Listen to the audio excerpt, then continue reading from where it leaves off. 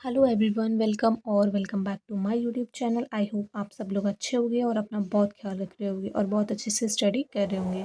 तो आज का जो वन शॉट चैप्टर मैं लेके आई हूँ वो है हमारा most important biomolecules, which is the very good chapter and बहुत इंपॉर्टेंट चैप्टर भी है, अच्छा चैप्टर है। तो इसका वन शॉट हमको देखना है। तो सबसे तो चलिए चलते हैं और देखते हैं इसका वन शॉट। आई होप आपको मेरी वीडियो पसंद आई हो, तो चैनल पे नए हो तो सब्सक्राइब कर लेना और बेल आइकन को ज़रूर से प्रेस कर देना ताकि आपको अगले चैप्टर की नोटिफिकेशन मिल जाए। अब जो हम बात करते हैं, सबसे पहले बायोमोलिक्यूल्स की डेफिनेशन के बारे में बात करते हैं कि डेफिनेशन क्या होती है। ठीक है, तो इसमें मैंने लिखा है chemicals present in the living organisms are known as the biomolecules.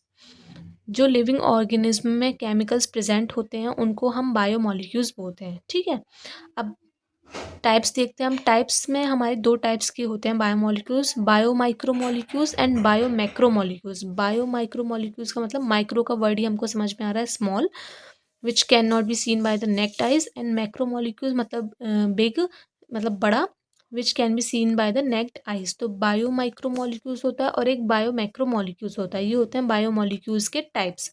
अब हम देखते हैं, सबसे पहले बायोमोलिक्यूल्स में सबसे ज़्यादा मोस्ट फेवरेबल होता है हमारा कार्बोहाइड्रेट।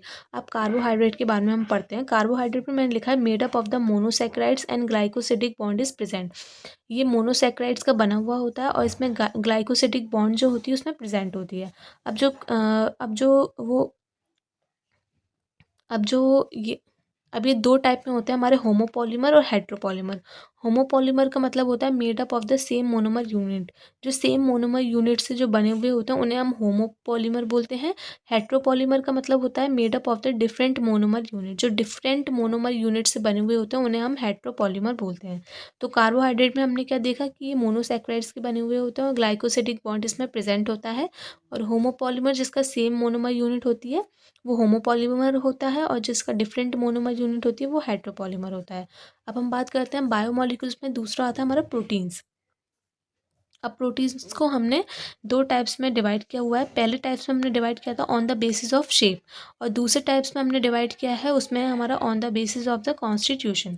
तो सबसे पहले हम पढ़ते हैं on the basis of shape पे। जब इनको डिवाइड किया तो इसमें on the basis of shape में दो टाइप्स में शेप आए थे इसके प्रोटीन्स के, fibrous proteins and globular proteins. ठीक है, आई रिपीट, प्रोटीन के हमने दो टाइप में बेसिस पे हमने क्लासीफाई किया था। सबसे पहले on the basis of shape and next है on the basis of the constitution. तो on the basis of shape में दो टाइप्स में होते हैं, ये fibrous proteins and globular proteins. Next आता है हमारा टाइप्स में कौन सा, on the basis of constitution. Constitution के बेस पे कैसे होते हैं हमारे, सिंपल प्रोटीन होते हैं पहला, दूसरा होता है हमारा कॉन्जुगेटेड प्रोटीन एंड तीसरा होता है हमारा डिराइव्ड प्रोटीन। ठीक है, पहला होता है हमारा सिंपल प्रोटीन, दूसरा होता है कॉन्जुगेटेड प्रोटीन एंड तीसरा होता है डिराइव्ड प्रोटीन। अब हम बात करते हैं इसके स्ट्रक्चर्स के बारे में। प्रोटीन का हम स्ट्रक्चर्स देखेंगे सबसे पहले। तो इसमें हमारे 4 टाइप में स्ट्रक्चर्स आते हैं प्रोटीन का, primary structure, secondary structure, tertiary structure and quaternary structure. तो ये है प्रोटीन के बारे में। प्रोटीन के हमने टाइप्स देख लिए शेप के बेसिस पे, कॉन्स्टिट्यूशन के बेसिस पे। अब हम स्ट्रक्चर के बारे में देखेंगे। स्ट्रक्चर हमारे 4 टाइप्स में आते हैं, primary, secondary, tertiary and quaternary. ठीक है, अब नेक्स्ट देखते हैं बायोमोलिक्यूल, वो आता है हमारा लिपिड। सबसे पहला बायोमोलिक्यूल हमने कौन सा पढ़ा था, कार्बोहाइड्रेट। सेकंड पढ़ा था हमने प्रोटीन। अब हम पढ़ रहे हैं लिपिड। लिपिड जो होता है उस वो क्या होते हैं, ग्लिसरॉल एंड फैटी एसिड।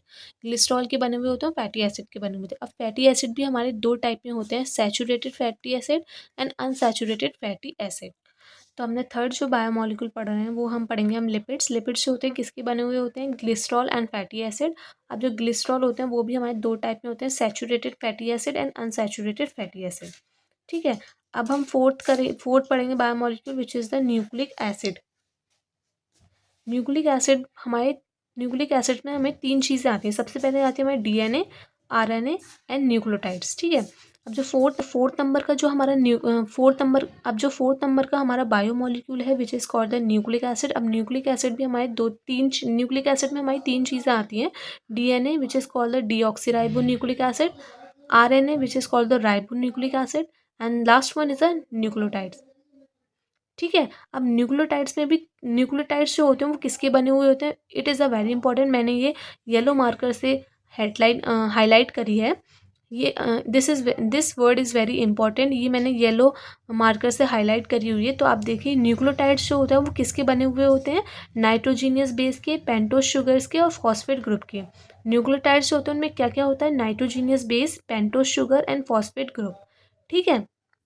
अब जो जो थर्ड नंबर पे आता है वो हमारा लिपिड आता है। लिपिड जो होते हैं वो ग्लिसरॉल और फैटी एसिड के बने हुए होते हैं। फैटी एसिड जो होते हैं वो दो टाइप्स में होते हैं, saturated fatty acid and unsaturated fatty acid.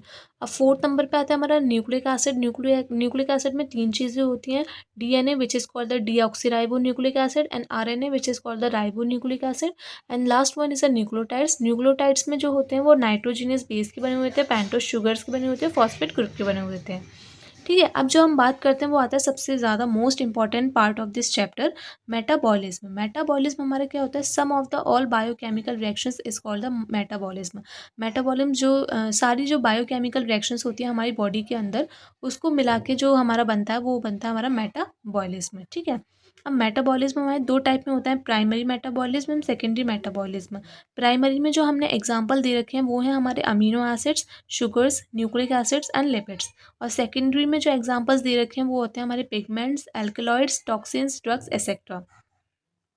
Primary metabolism में हमारी जो चीज़ें आती हैं वो हमारी एसिड्स आती हैं, न्यूक्लिक एसिड, शुगर्स हो गए, अमीनो एसिड्स हो गए, लिपिड्स हो गए। और जो सेकेंडरी होती है उनमें जो एग्जांपल्स आते हैं वो पिगमेंट्स होते हैं, पिगमेंट्स हो गए, एल्केनॉइड्स हो गए, ड्रग्स हो गए, टॉक्सिन्स हो गए। ठीक है। अब हम बात करते हैं एंजाइम्स। एंजाइम्स के बारे में बात करते हैं। Enzymes is also very important topic in this chapter. तो आप मेरी इस वीडियो को ज़रूर से ज़रूर रीचेक करिएगा और काइंडली मेरे चैनल को ज़रूर सब्सक्राइब करिएगा। एंजाइम्स की हम बात करते हैं, एंजाइम्स को हम कैसे क्लासीफाई करते हैं, कौन कौन सी क्लासिफिकेशन हुआ है, oxidoreductase, transferase, hydrolase, lyases, isomerase and ligase. जो एंजाइम्स होते हैं उनको हमने कैसे क्लासीफाई किया था और कौन कौन से इसमें एंजाइम्स हैं, oxidoreductase, transferase, hydrolase, lyase, isomerase and ligase. ठीक है। नेक्स्ट वन हम देखते हैं हम एंजाइम्स के टाइप्स। एंजाइम्स के टाइप्स हमें दो टाइप्स के एंजाइम्स होते हैं, simple enzymes and conjugated enzymes. Conjugated enzymes जो होते हैं उसमें क्या होता है, कोफैक्टर प्लस एपो एंजाइम्स होते हैं, इसलिए हम उनको कॉन्जुगेटेड एंजाइम बोलते हैं। सिंपल एंजाइम्स तो जैसे कि लाइगेस हो गया, ट्रांसफरेज हो गया, जो सिंपल एंजाइम्स होते हैं, और जो कॉन्जुगेटेड एंजाइम्स होते हैं उसमें कोफैक्टर प्लस एपो एंजाइम के मिक्सचर्स होते हैं। ठीक है। नेक्स्ट बात करते हैं फैक्टर अफेक्टिंग एंजाइम्स। एंजाइम्स की फैक्टर अफेक्टिंग क्या है, तो मैंने ये तीन ग्राफ लिखे हुए हैं जिसमें पीएच और एंजाइमिक एक्टिविटी बता रहा है, दूसरा टेम्परेचर के थ्रू बता रहा है, एंड तीसरा हमारा वी मैक्सिमम और के एम के थ्रू बता रहा है। तो ये जो तीन जो मैंने डायग्राम बनाए काफ़ी इंपॉर्टेंट है। तो आई होप आप पेन और कॉपी लेके ज़रूर बैठे ताकि आपको ये जो है डायग्राम उसको नोट कर सकें।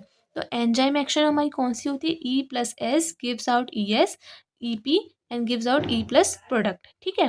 तो ये होता है एंजाइम एक्शन। अब हम जो बात करते हैं वो बात करते हैं next topic and last topic is method to analyse the chemical composition.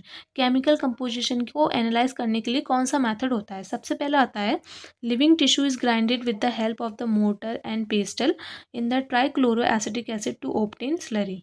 सबसे पहले कोई भी जो लिविंग टिश्यू होता है उसको ग्राइंड करता है और with the help of the mortar और पेस्टल के थ्रू इनमें ट्राइक्लोरो एसिटिक एसिड होता है to obtain the slurry, slurry को ऑब्टेन करने के लिए। नेक्स्ट जो मेथड आता है वो आता है हमें स्ट्रेन करना। स्ट्रेन को करते हैं हम, स्ट्रेन करते हैं मतलब छानते हैं। तो इसमें दो चीज़ें आती हैं, फिल्ट्रेट होता है, रिटेंटेड होता है।